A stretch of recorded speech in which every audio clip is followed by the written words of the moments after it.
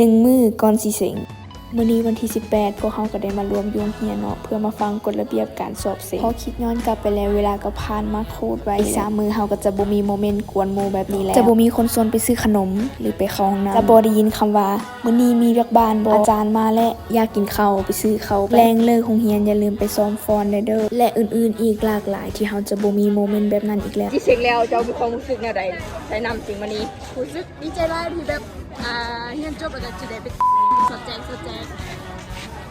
ความรู้สึกแนวใด เมื่ออื่นรู้สึกว่าตื่นเต้นหลายรู้สึกว่าตัวเองจะแบบก็น่าจะได้อยู่เพราะว่าหมู่ก็เก่งต้องตูดนะโม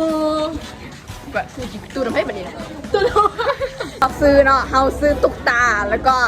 น้ำมนต์ ประเด็นก็คือซื้อโคตรไกลเลยนูนิ่ง ถ่ายไปถ่ายมาก็พอดีเจอคนดังมีผู้ใดรู้จักเราบ่อย่าลืมคอมเมนต์และก็แท็กเรามาเบิ่งคลิปนี้เด้อก็ขอให้หมู่ทุกคนเสียงผ่านคะแนนออกมางามๆผู้ใดๆก็อย่าลืมมาบอกกูเด้อกูอยู่ห้องเบอร์10มาฮอดนี้ก็อยากบอกว่าเฮาสิจบม.7แล้วก็ขอให้ความสัมพันธ์และมิตรภาพของเฮาบ่จบเด้อเสียงแล้วเราค่อยจบ